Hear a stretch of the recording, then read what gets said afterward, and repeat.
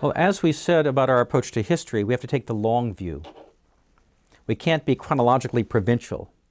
And because most of these hot-button debates that go on in society don't delve into the foundation of moral teaching, a lot of false assumptions are shared by both sides, and they become very passionate and start screaming and yelling, and nothing gets done.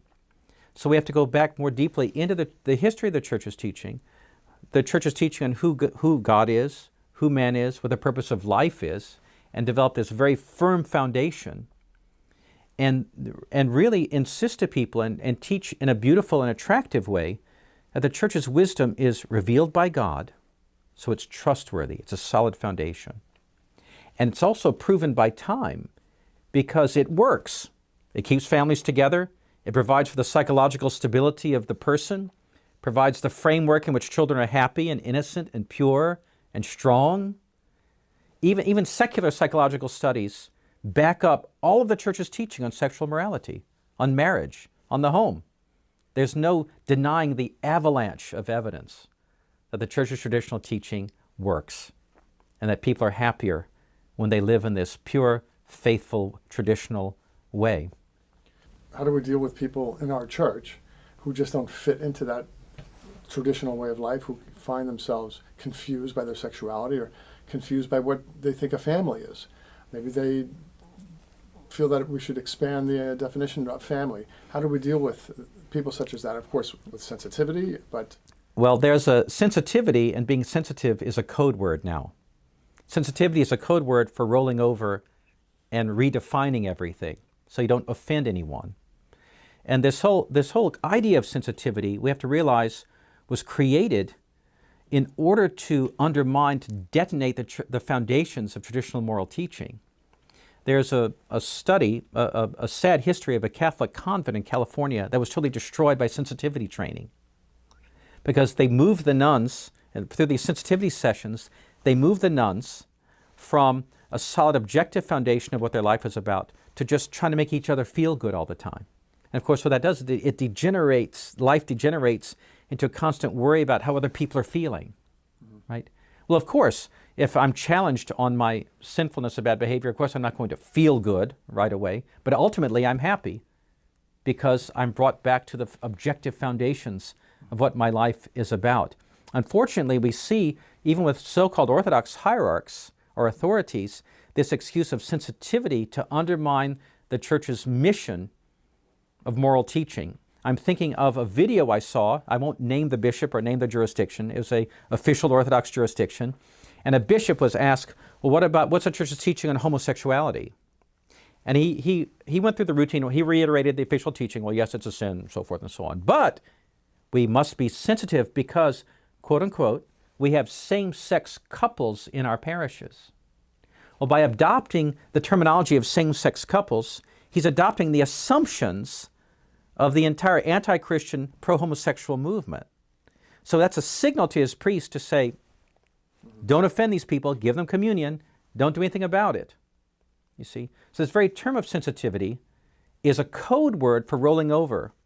Obviously we know we're Christians, we come from the Christian culture, we know we're supposed to be polite, civil, adjust our language to our person, to our audience. Obviously, the way I talk about such things to a 13-year-old girl is not the same way I'm going to talk about it to a 30-year-old Marine veteran coming back from Afghanistan, right? So a person with any common sense or gentility or training will know how to speak politely and kindly to someone. Well, that's a proper sensitivity. But be firm, yes.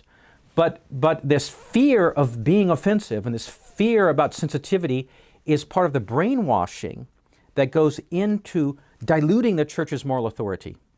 and changing. They want us. They will not be satisfied till we redefined and surrendered everything, and we can't do that.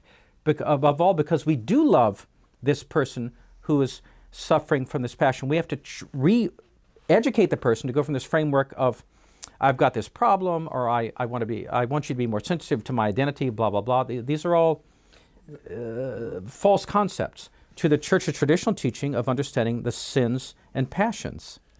And fighting the passions. This misguided sensitivity also extends to reproductive rights. All that whole thing. That whole thing. Because it's not just sexual. We're not just talking about sexual orientation. We're talking about, and we're not only talking about sexual morality or the morality of the family. We're also talking about the whole gamut of moral questions. What we see today is not just a sexual revolution, but we see this multi-headed hydra that's as old as the Old Testament, right? Of sexual license, combined with the worship of mammon, money, and the worship of power. And all these are tied together in basically an occult religion of the worship of the passions. That's what's really going on. The sexual aspect is just the most explosive or emotional aspect of it, but it's tied together with the love of money and the love of power. So we say all the power structures in the world have been subverted away from a Christian power structure to a power structure of the worship of the passions. So one thing we want to do in our course is talk about the Church's traditional teaching on the principal faults, the 8 principal faults, and how we fight those faults, how we fight those passions. And any practical recommendations to begin? I would start, if anyone wants to study the Church's teaching on the patristic teaching on the passions, just starting from scratch, I would recommend a great little book by a lady named Dee Pinnock called Who is God?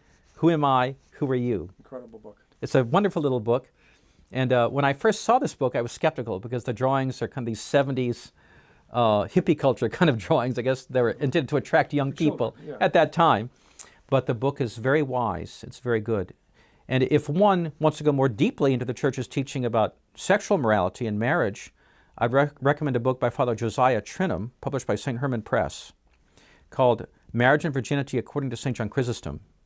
Because it's not only about St. John Chrysostom, but it's about all the patristic teaching up to St. John Chrysostom, and St. John Chrysostom as a summarizer, his teachings as an epitome of the Church's teaching on these matters. A final word I'd like to say is that those who are struggling with sexual passion, to go more frequently to confession and pray to the Mother of God, who's our mighty champion, for her help. And it's also a wonderful little booklet called Prayers for Purity. And we've got the URL here at St. Nectarius Press. We can order this book. Okay. Very helpful book. So the Lord said, be of good cheer. I've overcome the world. Abba Joseph says in the Patericon, today I am king because I rule over my passions. So to be free of sin is real freedom. So we want to be free. But to do so, we have to be courageous and serve not the times, but God.